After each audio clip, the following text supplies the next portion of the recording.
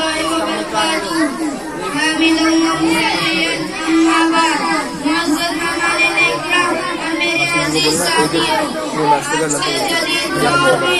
हाथी इधर देखो, सब उठ के इधर आ रहे हैं। जरूरी है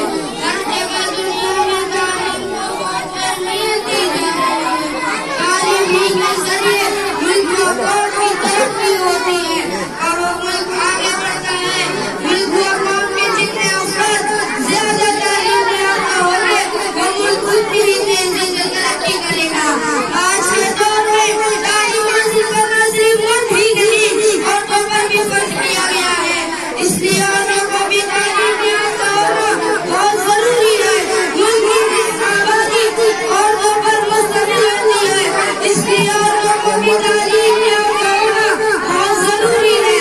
माँ की गोद बच्चे का पहला मदरसा है और ये सबसे माँ से बोलना चीज सीखता है।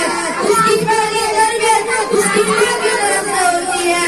माँ ही बच्चे के अखलाक को बनाती है, उसके किरदार को बनाती है, उसे अच्छे रास्ते पर ले जाती है और बुरे कामों को करने से रोकती है।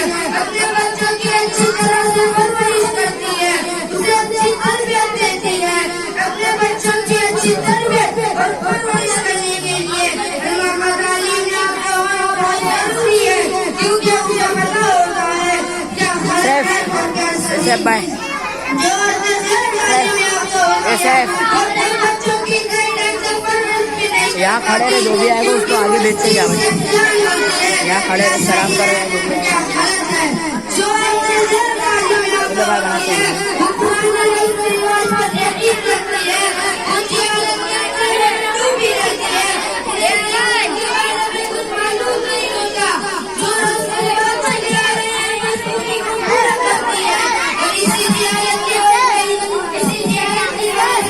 पुराना जन्म रही होती है। रस्ते पर होने वाली हाल को सिलम चलती है।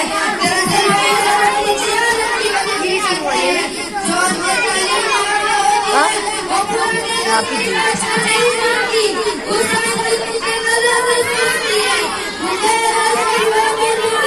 मुखालिफत करती है, वो अपने हाथ में ले जाती है और दूसरों को भी सही गलत के बारे में बताती है। जो तालीम याफ्ता होती है उनकी हल्के में इज्जत होती है। घर का माहौल खुशगवार तालीम याफ्ता होता है। बच्चे और घर के निकलकर तालीम को अहमियत देते हैं और ऐसे ही माहौल में बच्चे भी अच्छी तालीम हासिल करते हैं।